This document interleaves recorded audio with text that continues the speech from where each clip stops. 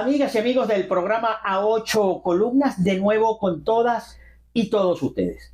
Me encuentro con el doctor Jesús Vergara Peña desde su prestigioso bufete, escritorio jurídico Ley y Justicia, si la memoria no me falla. Ley y Justicia, claro. Ley y Justicia. Para conversar algunos temas muy importantes que tocan la palpitante actualidad informativa. El tema de la desaparición forzosa ocupa importante interés informativo.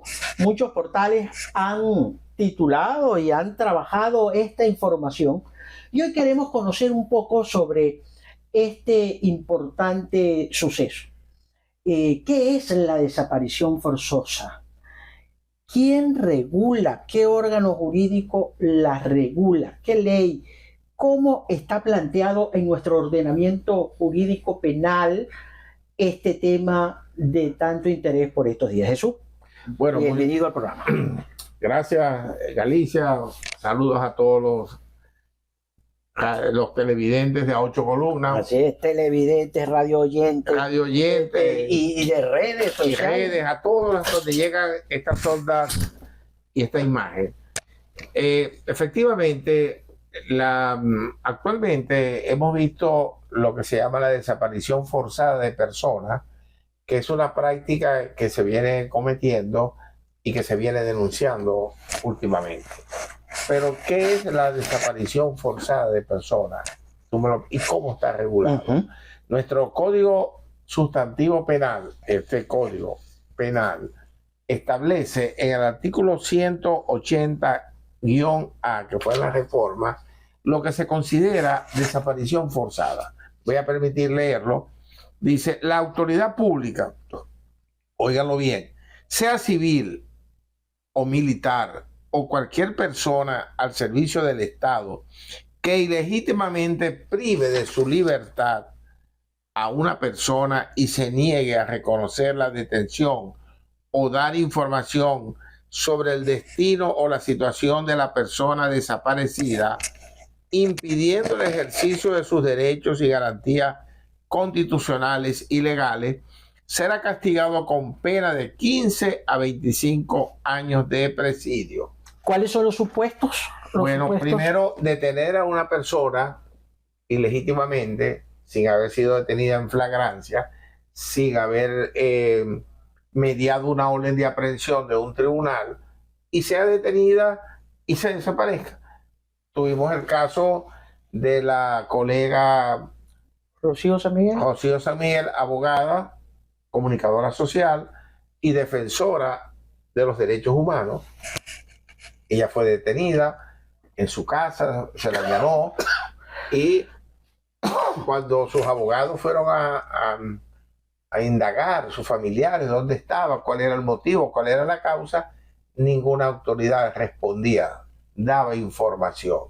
Ahí se considera, el legislador considera que ahí está desaparecida la persona forzosamente y se le impide a que un abogado llegue a Rafael Galicia como abogado a preguntar cuál es el motivo de la detención de esta señora. No, aquí no está detenida. Va a otro centro de detención.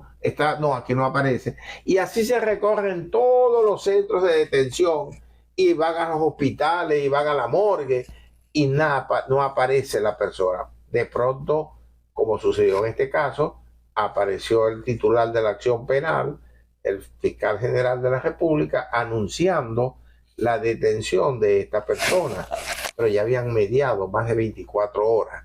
Y acuérdate que este código agresivo penal, el Código Orgánico Procesal Penal, en el artículo 236 es claro: cuando una autoridad policial detiene a una persona, tiene 12 horas para ponerlo a la disposición del Ministerio Público, y el Ministerio Público tiene la diferencia, 36 horas para 48, de llevarlo a presentarlo ante el juez de control. Entonces, cuando se recurre a estas prácticas de no dar la información, de tener la persona jugueteándola, dándole vuelta e impidiendo que realice o violándole sus derechos constitucionales, como es el derecho al libre tránsito, como es el derecho a tener una defensa oportuna, ahí cuando es el derecho a no ser sometido, que hay otra ley especial, que es la ley para prevenir y sancionar la tortura y tratos crueles, inhumanos o degradantes. ¿Usted no cree que cuando una persona es detenida y es llevada a un sitio, no sabe dónde está, y la persona quiere comunicarse, el estado de ansiedad, de generación, de frustración que a esa persona le genera la situación por la cual estaba pasando, y entonces en la esperanza ella de que, acuérdate que hay una providencia administrativa que a toda persona detenida se le debe permitir hacer una llamada a sus familiares para informar sobre su detención. Cuando aquí se le impide inclusive hacer esa llamada a sus familiares, no estamos ante lo que dice el legislador del artículo 180-A del Código Penal, a una desaparición forzosa de la persona. Claro que sí. Entonces, y la pena es bastante elevada, porque esta es una pena de 15 a 25 años. Entonces, y aparte de eso, el código establece que esta acción es imprescriptible. O sea, no puede haber, y no gozan tampoco, dice el artículo, no gozarán de ningún beneficio.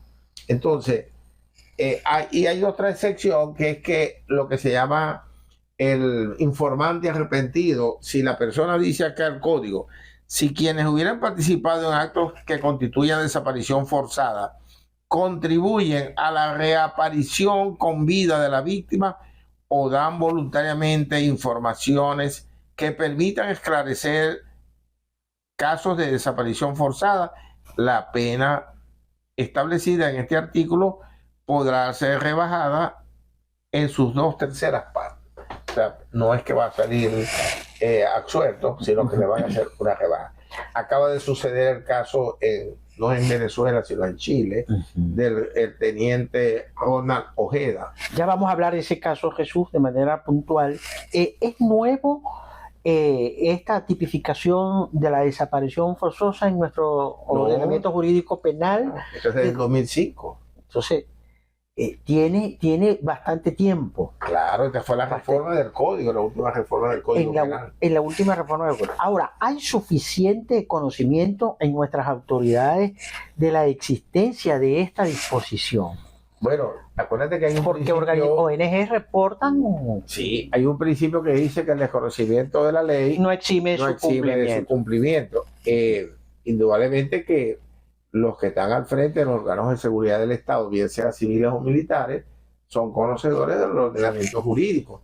Y en cada cuerpo policial hay un cuerpo jurídico, una división jurídica que tiene que estar estableciéndole y dándole información de lo que es los procedimientos que se van a efectuar. Porque si una persona la detienen, ¿qué es lo más rápido? Llévala a su comando, identifíquela, permítele que haga una llamada, hagan el acta policial de detención y pásenlo a la orden del Ministerio Público. Ahí termina la función policial. Eso es para el supuesto de que sea detenido en flagrancia o en cuasi flagrancia. ¿Qué es flagrancia?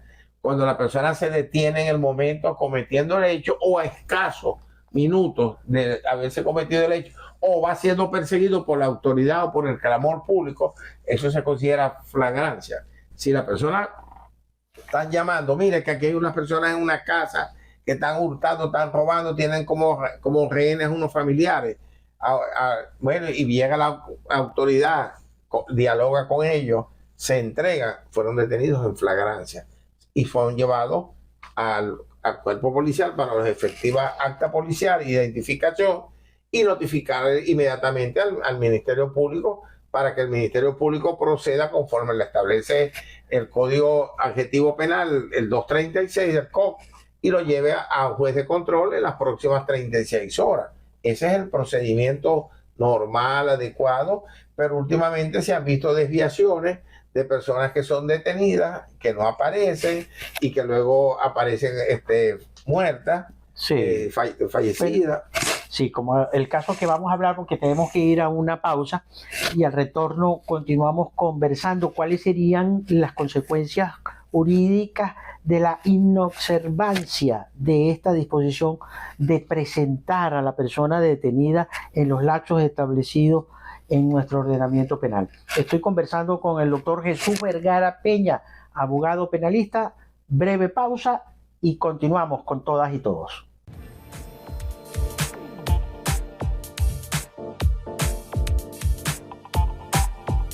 Ya regresamos con A Ocho Columnas.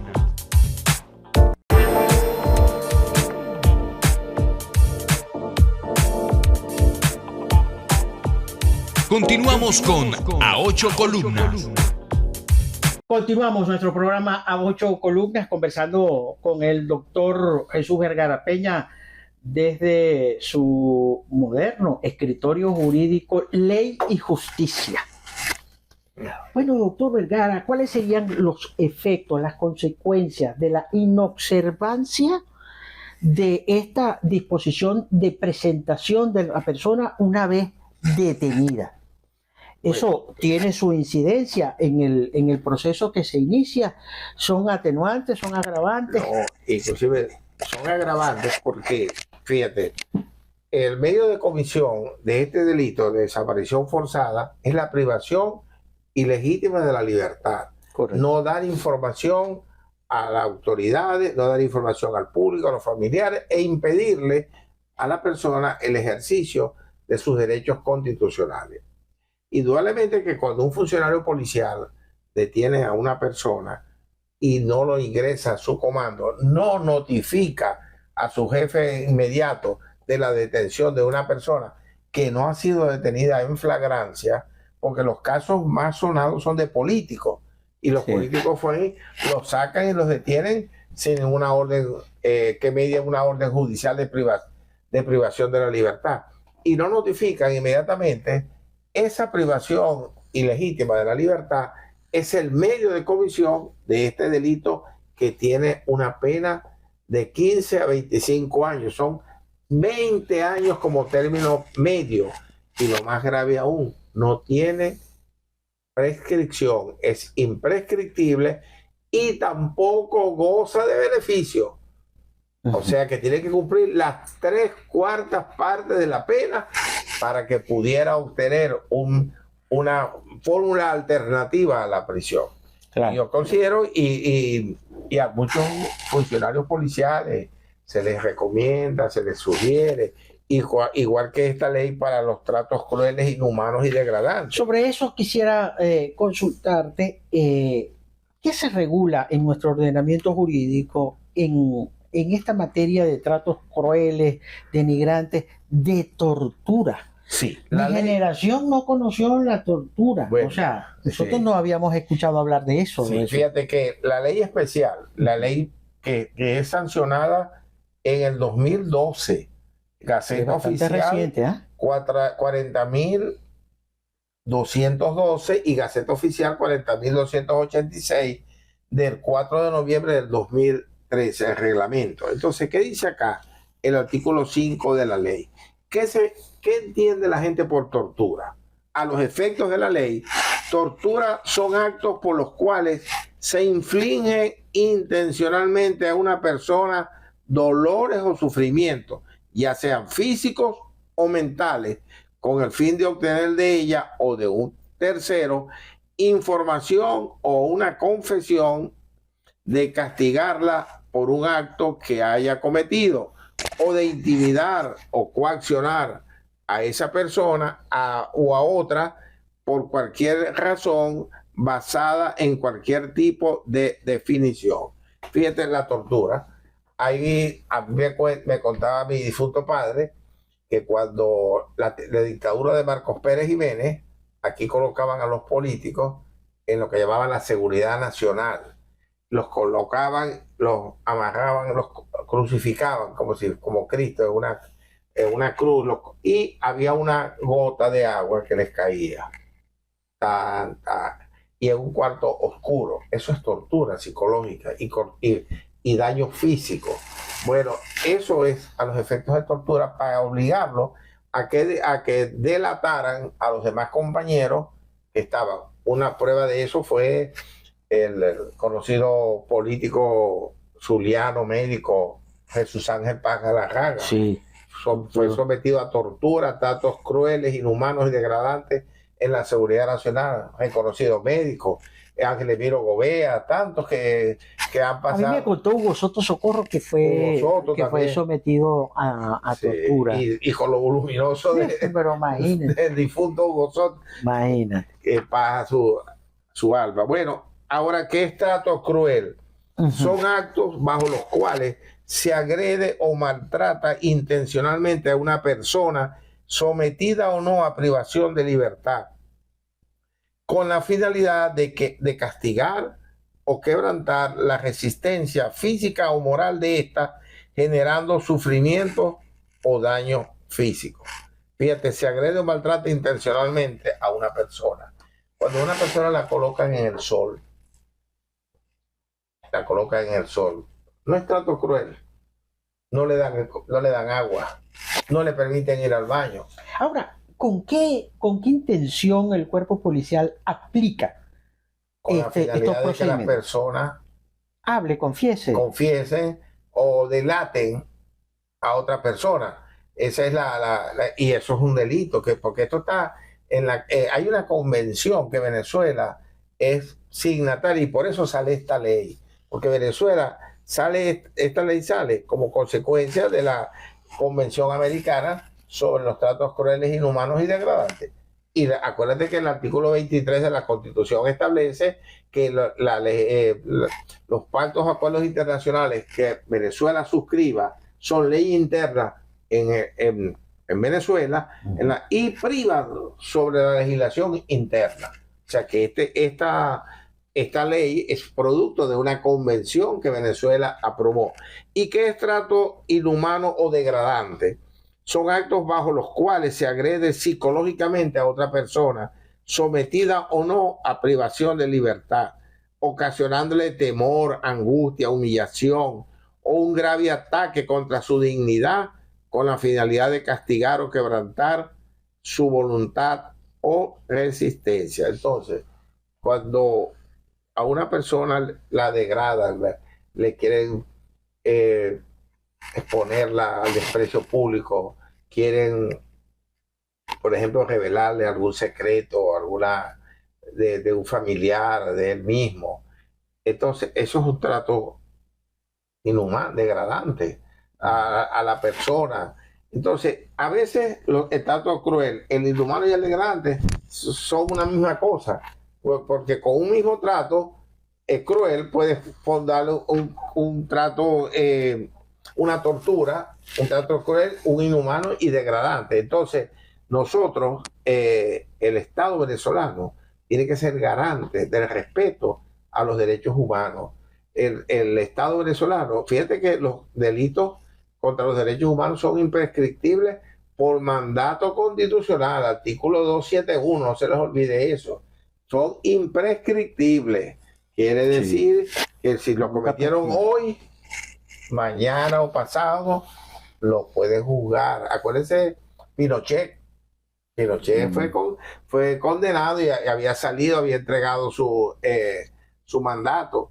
Tenemos ahora por la Convención, por el Estatuto de Roma, la Corte Penal Internacional, que también... por cierto, sobre eso yo quiero referirme, lo haremos en la próxima parte, ya debemos ir al corte, porque me ha dicho doctor Jesús Vergara Peña, mucha gente han comentado la poca efectividad de la Corte Penal Internacional y en casos anteriores juzgado Milosevic no fue condenado.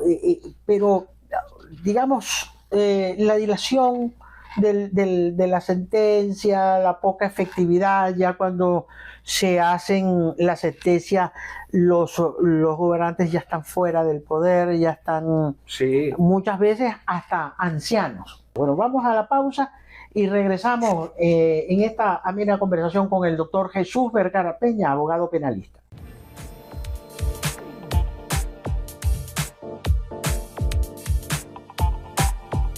Ya regresamos con A Ocho Columnas.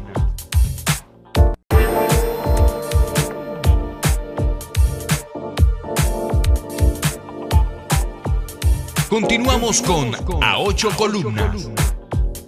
Continuamos nuestro programa A Ocho Columnas, la conversación con este prestigioso penalista zuliano, Jesús Vergara Peña. La efectividad, me pregunto, de organismos, bueno, en este caso organismos internacionales, en líneas generales, porque hasta las sesiones del Consejo de Seguridad de Naciones Unidas dictan resoluciones que tardan a veces años en aplicarse, en ser efectiva, en concretarse. Entonces yo te mencionaba la Corte Penal Internacional y ahí la Corte Internacional Interamericana de Derechos Humanos. de Derechos Humanos. Quisiera que, La Corte Interamericana de Justicia. por favor, nos hablaras de esos organismos y a cuáles Venezuela está suscrito. Bueno, Venezuela, primero te digo, la justicia internacional es una justicia lenta, tardía, pero efectiva. ¿Qué pasa? Primero, para tú recurrir a la jurisdicción internacional, en este caso la Corte Interamericana de Derechos Humanos o la Comisión Interamericana, a los cuales Venezuela no se desafilió, denunció De la Comisión de Derechos Humanos. y de la Corte. Venezuela no tiene regulación, no está sometida a la soberanía de la Comisión Interamericana y de la Corte. Son organismos lentos porque primero hay que agotar la legislación interna, agotar todos los recursos, como decir un amparo. Un amparo es algo excepcional cuando se han agotado los recursos ordinarios. Entonces acá nosotros tenemos primero que agotar la jurisdicción interna, y si la jurisdicción interna no da respuesta, vamos a otros canales. Ahora bien, ¿qué pasa con la Corte Penal Internacional? La Corte Penal Internacional es creada para castigar todos los crímenes considerados de lesa humanidad, el apartheid, todos estos crímenes. Entonces, esta Corte Interamericana, el Penal Internacional, ha tenido resultados. Milosevic fue condenado por la Corte. Los crímenes de Ruanda, ¿te acuerdas? Sí, de Ruanda. De los Herzegovina, han sido castigados. Bosnia-Herzegovina. Bosnia-Herzegovina, esos han sido castigados. Ahora bien, tú me lo has dicho, cuando la persona agota los recursos porque son lentos, fíjate, aquí tuvo el fiscal Karim Khan hace más de un año, y ahora es que la sala de cuestiones previas, preliminares, declara sin lugar los argumentos de Venezuela. Sí. Ya lo había declarado, Venezuela había apelado y llegó allá. Que eso fue una cuestión previa. Sí, para analizar. Entonces, sí, el juicio. Porque, ¿qué era la cuestión previa? Demostrar si realmente en Venezuela se castigan los crímenes de lesa humanidad, si en Venezuela existen desapariciones forzadas, si en Venezuela hay tratos crueles, inhumanos y degradantes para los ciudadanos. El fiscal recabó acá, cuando estuvo la comisión, más de 900 casos de denuncia de víctimas, y últimamente pues Venezuela expulsó a los comisionados que estaban acá de la ONU de Derechos Humanos, que habían sido asentados acá. Venezuela había aceptado que tuvieran una oficina cuando vino la Michelle Bachelet, que era la comisionada de Derechos Humanos. Entonces, sí funciona la comisión, pero no como la gente piensa. La gente cree que porque se declararon sin lugar las cuestiones previas de Venezuela, ya va a haber un pronunciamiento inmediato. No, ahora viene la sustanciación de esta investigación, ahora viene traer a declarar a todas las víctimas o mandar a traducir todas esas declaraciones que tomaron en Venezuela, y eso le da el derecho también de defensa al Estado venezolano, porque el Estado venezolano responderá patrimonialmente, pero sus órganos, sus representantes, la cadena de mando, respondería personalmente en caso de que consideren que hay méritos, podrían ser objeto de una sanción restrictiva de la libertad. Pero todavía falta mucho tiempo Ahora, transitar para llegar a eso. doctor Vergara, ¿cuáles son las tendencias mundiales sobre legislación en materia de derechos humanos? ¿Siente usted que los estados de hoy, de este siglo XXI, en Latinoamérica, posiblemente en Estados Unidos, en el norte, estén más preocupados por el respeto a los derechos humanos, por tener legislaciones exigentes en el respeto a los derechos humanos? Mira, cada cierto tiempo se reúne la OEA, se reúne la ONU y siempre se tratan los temas de los derechos humanos porque cada día pues hay más vulneración, porque la gente ve los derechos humanos relativos a las privaciones, pero cuando hay problemas de salud, cuando no hay acceso a los alimentos, al trabajo, eso viola un derecho humano. El derecho humano fundamental de un ser humano es la salud, la alimentación y el trabajo, y por supuesto la libertad. Acuérdense que Venezuela fue condenada por la Corte Interamericana de Derechos Humanos con el caso del amparo. ¿Te acuerdas? Sí, sí. Pero en las ejecuciones Apure, ¿verdad? Creo que fue en el estado Apure, las ejecuciones extralegales, donde este señor que el grupo Gato de la PTJ de entonces. No, este era aquel que acaba de fallecer, el comisario no recuerdo ahorita el nombre. Bueno, Venezuela fue condenada y correcto, sí. Y tuvo que indemnizar a las personas que fueron asesinadas, que fueron ejecutadas en esa operación Comando en el Río del Amparo. Entonces, significa, y eso fue hace muchísimos años. Sí, la década de los 70. A finales de la década de los 70. Por ahí. Y bueno, y el Venezuela fue castigada y el presidente Chávez... 73, 78 creo. El presidente Chávez, para el momento en funciones, tuvo que cancelar la indemnización, que fueron $800,000 a cada una de las víctimas de ese hecho. Y el comisario fue condenado, el comisario que dirigía la operación por parte del grupo de operaciones especiales del CICPC, conjuntamente con los militares que participaron. Entonces, sí ha funcionado la justicia, pero cada día es más lenta, y cuando se refiere a derechos humanos siempre hay como un stock, como una barrera que impide. Por ejemplo, lo que yo vi ayer anoche en televisión con relación a los migrantes venezolanos que están en México, que quieren pasar hacia Estados Unidos. Entonces dicen que hay una aplicación que ellos la utilizan y los autorizan que vayan pasando. Anoche decía un migrante venezolano que la activan 1 minuto y en el minuto pueden acceder 20 personas. Y ayer habían 1.200 personas aproximadamente para cruzar, y entonces estaba por un lado la Guardia de Estados Unidos, los de aduana, los fronterizos, a querer lanzarle gas pimienta a los migrantes venezolanos que estaban ahí desesperados por pasar con niños. Lo más grave es que hay niños, personas ya enfermas. Entonces, todo eso hace que los países no tomen conciencia, y también por cuestiones ideológicas. Entonces, fíjate que, por ejemplo, en Venezuela no está activado la repatriación. Antes, en enero, el presidente Maduro autorizó la repatriación de venezolanos que estaban allá en Estados Unidos y querían regresarse y no tenían los medios. Bueno, a través de la línea aérea bandera de Venezuela, fueron muchos los que regresaron. Ahora volvieron a suspender. Entonces ahora México, López Obrador, autoriza la repatriación de venezolanos que quieran regresar.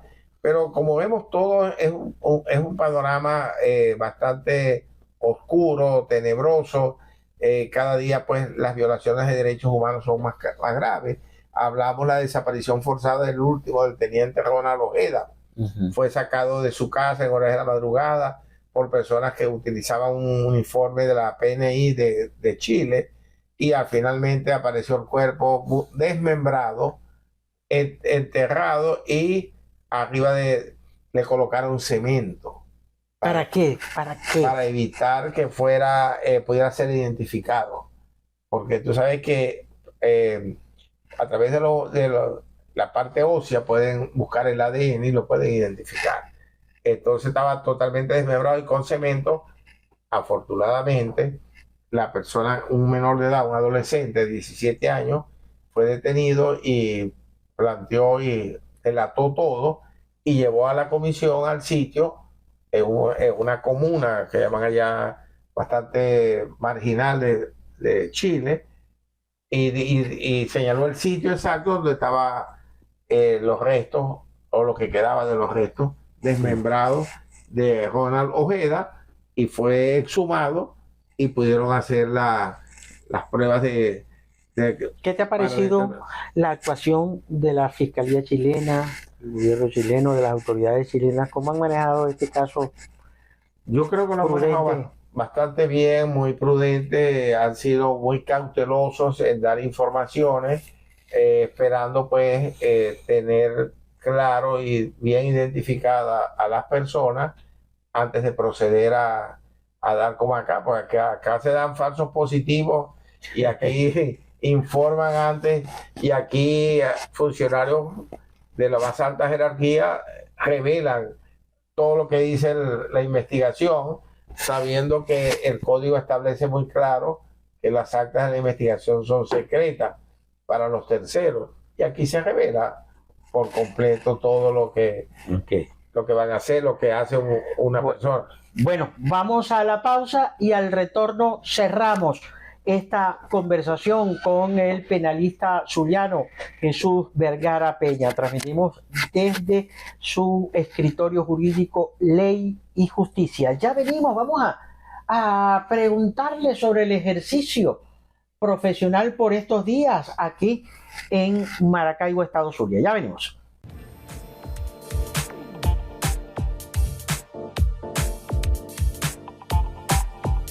Ya regresamos con A Ocho Columnas.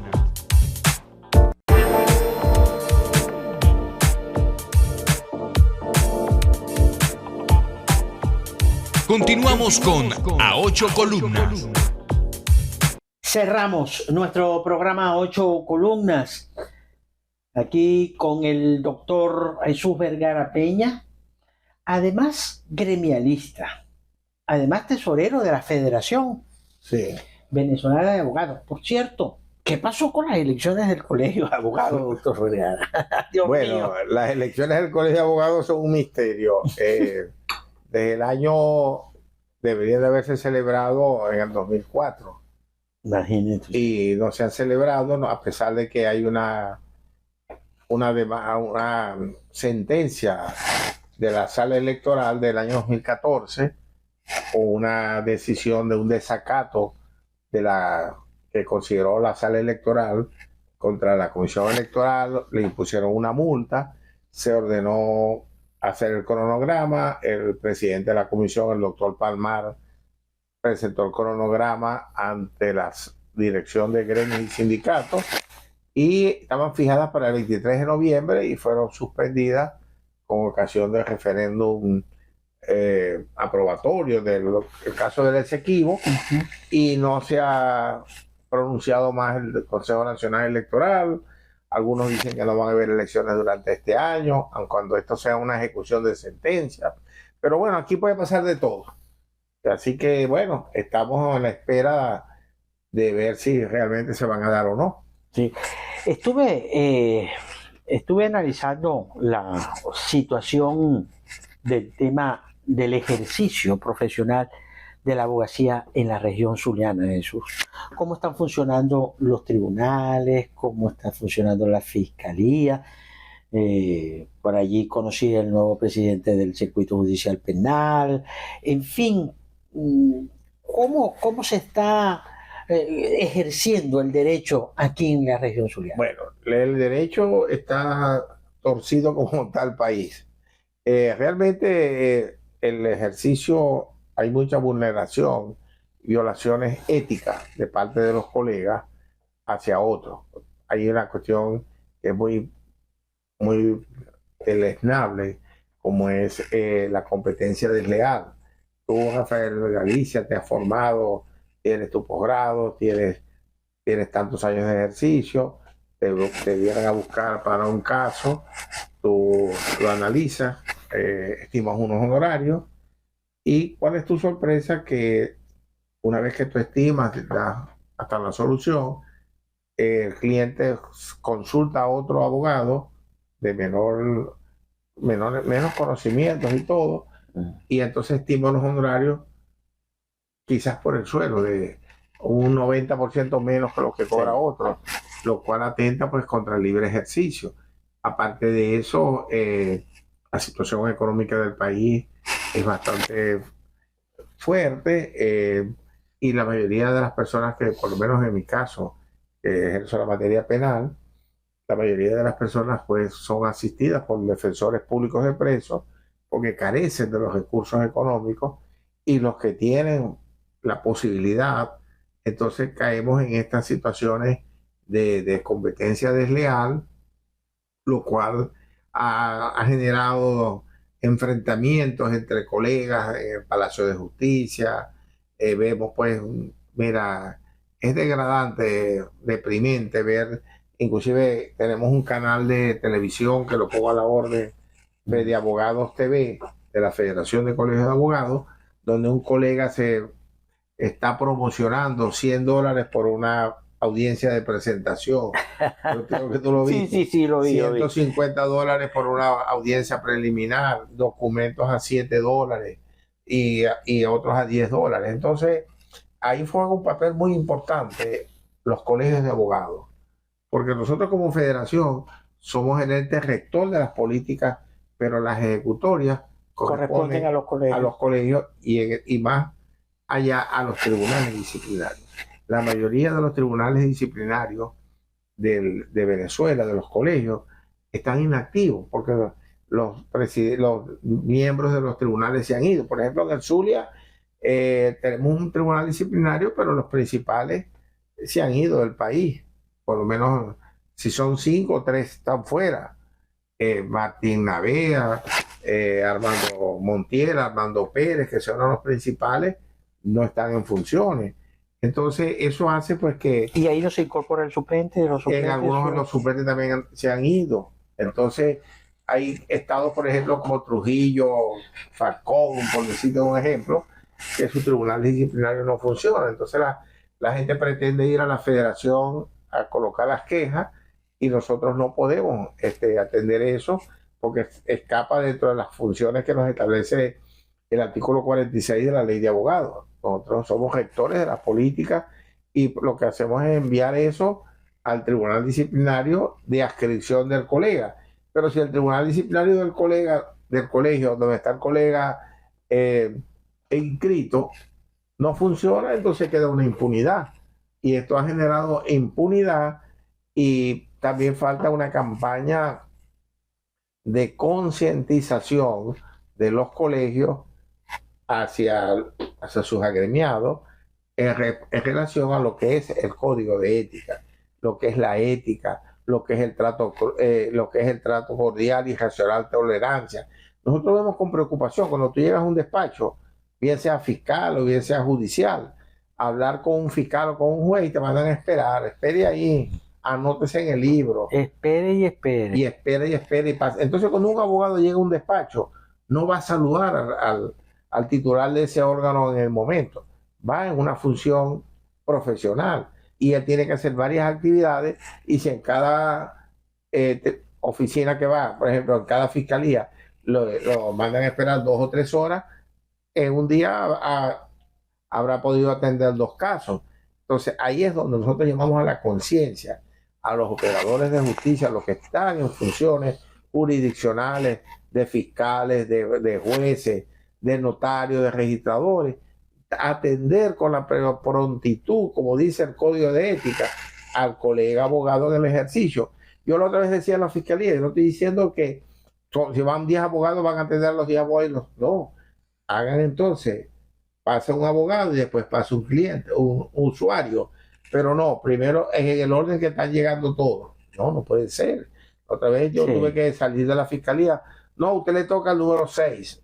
Y entonces hay que esperar que estas personas les tomen declaración, que estas personas, para uno atender, yo tuve que irme, y tuve que protestar y reclamar ante el fiscal superior que este no era el trato que se le debe dar a un abogado. Y por otro lado, también el irrespeto que se tiene hacia el abogado. Nosotros tenemos que, cuando hay un abogado que enfrenta un problema, nosotros como dirigentes gremiales y los directivos gremiales de los colegios tienen que garantizarle que a ese colega se le respeten sus derechos constitucionales. ¿Cuáles son esos? El derecho a la defensa, el derecho a no ser sometido a tratos crueles, inhumanos o degradantes, el derecho a que él pueda comunicarse con sus familiares, a que sea, si va a ser privado de libertad, en un sitio acorde con su dignidad y con su prestigio. Entonces, esas son las funciones que nosotros como colegios, como dirigentes gremiales, tenemos que hacer en el día a día para tratar de adecentar.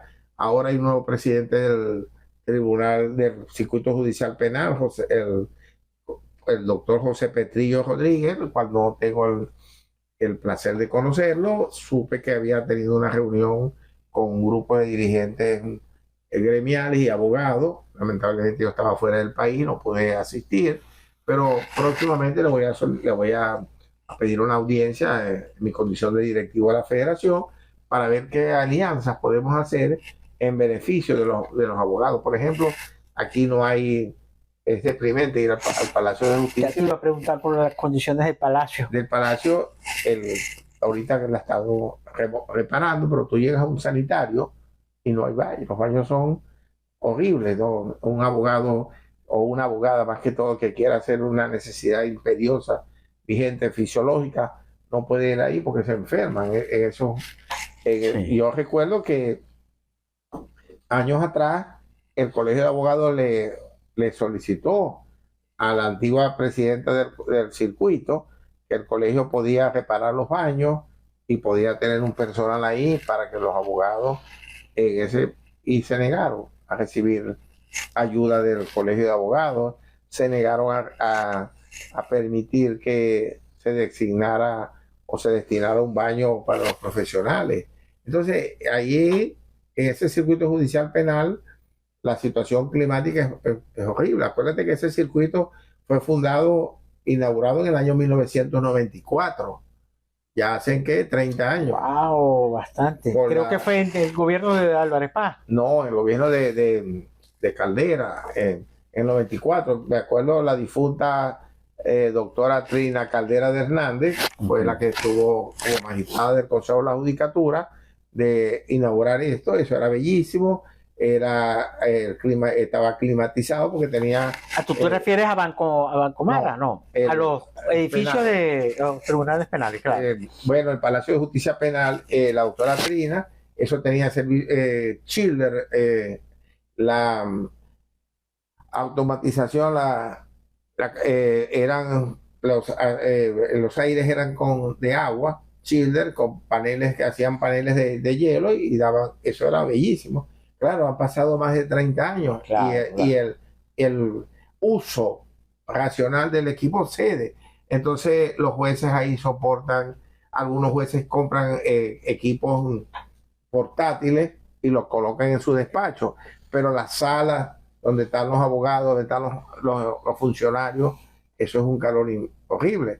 Tengo entendido que el doctor Petrillo está tratando de climatizar un poco el Palacio de Justicia y por lo menos ya vimos que aparte la parte posterior lo iluminaron, eso estaba oscuro, pero tenemos el estacionamiento, pero tenemos más de 15 años esperando la culminación de la tercera etapa del Palacio de Justicia en la Avenida Las Delicias. ¿Cuánto tiempo tuvo Bancomarra sin aire? Varios años. Entonces, la justicia no tiene un presupuesto acorde. O sea, no tiene ni el 1% del presupuesto nacional, se le dedica a la justicia. Si por lo menos dedicara un 3% del presupuesto nacional para la justicia funcionara, los jueces tuvieran un sueldo honorable. ¿Tú crees que un sueldo de un juez de $150 los máximos es un salario acorde y digno para un operador de justicia? Claro.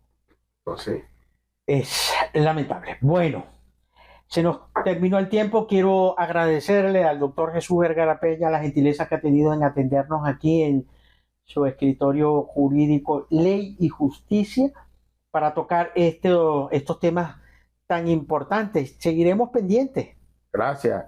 de lo que ocurra. Gracias a ti, en nombre del directorio de la Federación, como colega también, te damos las gracias. También somos colegas, soy locutor también. No, le falta a usted estudiar periodismo. Comunicación, que siempre me ha apasionado. Le damos las gracias. Es un comunicador ya. Sí, le damos las gracias y bueno, esperamos pues que estos momentos y estos programas se repitan, porque estos son programas que vienen a concientizar a la población, no solamente a los abogados, a los funcionarios públicos, a la ciudadanía en general, y que vean el otro lado humano de la abogacía. Así es.